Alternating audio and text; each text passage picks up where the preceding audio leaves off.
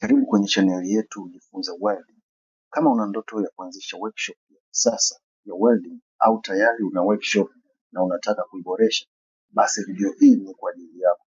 Watu wengi wanaposikia neno welding, kitu cha kwanza kinachokuja akilini mwao ni mashine ya kuchomelea. Lakini ukweli ni kwamba teknolojia ya welding imeendelea sana. Kuna mifumo mbalimbali ya welding ambayo kila mmoja una matumizi yake, faida zake, hasara zake na aina za chuma zinazofanya kazi katika mfumo fulani. Katika video hii tutazungumzia kwa kina mashine 4 muhimu ambazo zinapatikana kwenye workshop nyingi za kisasa duniani ambazo ni TIG welding, MIG welding, MMA welding na plasma cutting.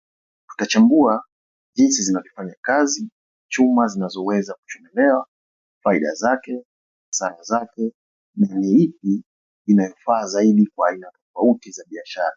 Nikukumbushe tu, usisahau kusubscribe, kulike na comment unataka kujifunza nini kuhusu welding.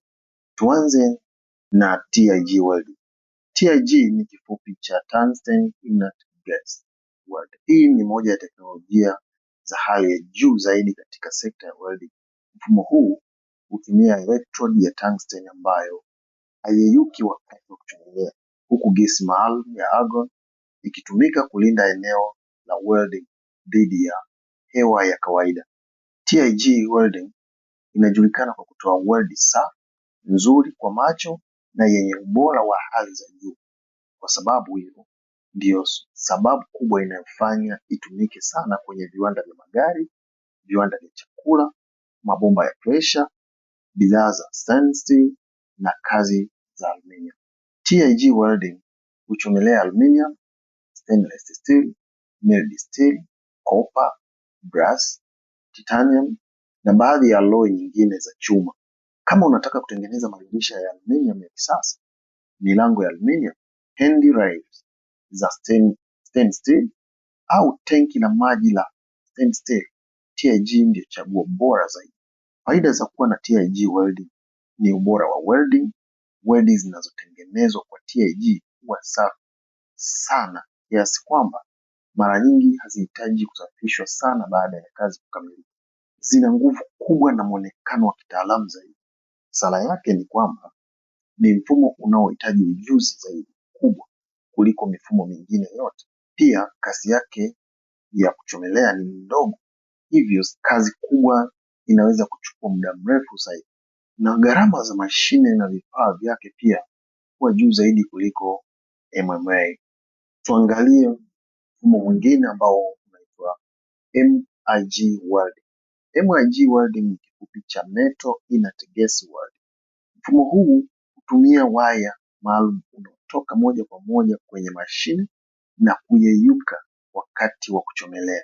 Gesi maalum hutumika kulinda weld dhidi ya uchafu wa hewa. Hii ndiyo teknolojia inayopendwa sana kwenye workshop nyingi za kisasa kwa sababu ya kasi yake.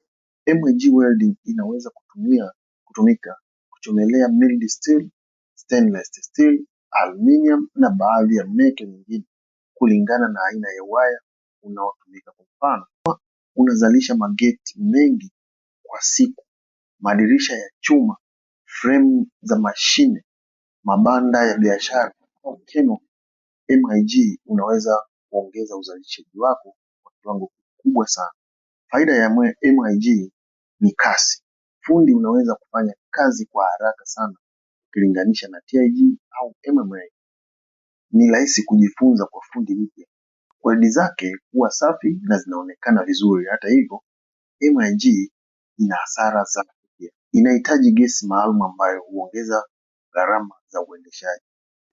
Upepo mkali unaweza kuathiri ubora wa weldi au kazi, ikiwa kazi inafanyika nje. Hii ndiyo sababu MIG inapendwa zaidi kwenye workshop za ndani kuliko maeneo ya wazi.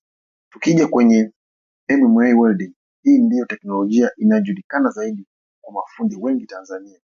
MMA ni kifupi cha Manual Metal Arc Welding. Watu wengi huiita stick welding au arc welding.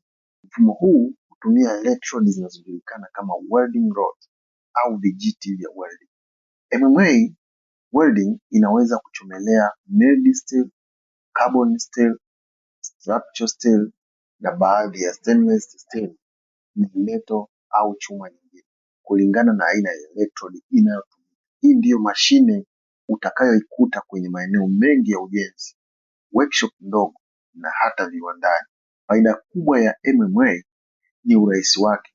Mashine zake ni nafuu, zinadumu muda mrefu na zinaweza kufanya kazi hata kwenye mazingira magumu, tofauti na MG au TIG. MMA haihitaji gesi ya ziada. Pia inaweza kufanya kazi vizuri nje hata kama kuna upepo mkali. Hii ndiyo sababu mafundi wengi wa mageti, mabanda ya biashara na miundombinu ya ujenzi wanaitumia sana. Lakini MMA pia ina mapungufu. Weldi zake mara nyingi si safi kama za TIG au MIG. Baada ya kuchomelea, fundi hulazimika kuondoa slag zilizobaki juu ya weld. Pia kasi yake ni ndogo kuliko MIG na matumizi ya electrode yanaweza kuongeza gharama kwa kazi kubwa za uzalishaji. Baada ya kuelewa mfumo wa welding, sasa tuzungumzie plasma cutter. Ni mashine ya kuchomelea.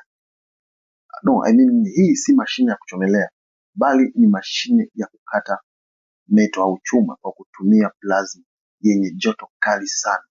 Teknolojia hii imeleta mapinduzi makubwa katika workshop za kisasa kwa sababu ya uwezo wake wa kukata chuma kwa haraka na kwa usahihi mkubwa. Plasma cutter inaweza kukata mild steel, stainless steel, aluminium, copper, brass na metal au chuma nyingine zinazopitisha umeme.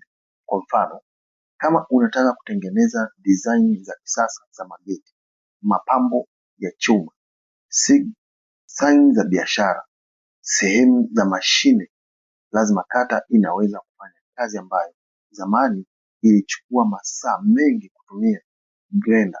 Faida kubwa plasma cutter ni kasi na usahihi. Inaweza kukata chuma nene kwa muda mfupi sana. Pia hukata kwa mstari safi zaidi kuliko grinder. Hii hupunguza muda wa usindikaji wa kazi na kuongeza uzalishaji. Siri yake ni kwamba gharama za mashine ni kubwa kuliko grinder za kawaida. Pia inahitaji umeme wa kutosha na air compressor ili kufanya kazi vizuri. Sasa swali ambalo watu wengi huuliza kwamba kama unaanza workshop ya kisasa leo, ununue mashine gani kwanza? Kama mtaji ni mdogo, MMA ndiyo sehemu nzuri ya kuanzia kwa sababu ni nafuu na inaweza kufanya kazi nyingi. Kadri biashara inavyokuwa, unaweza kuongeza MIG ili kuongeza kasi ya uzalishaji. Kama unapanga kuingia kwenye soko la aluminium na stainless steel za kisasa, TIG itakuwa uwekezaji muhimu sana. Na kama unataka kuongeza ubora na ukataji wa metal au chuma kwa kasi ya uzalishaji, plasma cutter itakuwa nyongeza nzuri kwenye workshop yako. Fupi, hakuna mashine moja ambayo ni bora kwa kila kazi. TIG ndiyo mfalme wa ubora wa weld. MIG ndiyo mfalme wa kasi ya uzalishaji. MMA ndiyo mfalme wa unyenyekevu na gharama nafuu. Plasma cutter ndiyo mfalme wa ukataji wa kisasa wa metal. Workshop ya kisasa yenye uwezo mkubwa mara nyingi huwa na vifaa vyote hivi ili iweze kushughulikia aina mbalimbali za kazi za wateja. Asante sana kwa kutazama video hii. Kama umejifunza jambo jipya kuhusu TIG, MIG, MMA au plasma cutter, usisahau kubonyeza like, subscribe na kuwasha kengele ili usikose video nyingine kuhusu welding, aluminium fabrication na biashara za workshop za kisasa. Tuandikie kwenye maoni ili mashine ipi ungependa kuanza nayo kama ungefungua workshop yako leo. Tutaonana kwenye video inayofuata.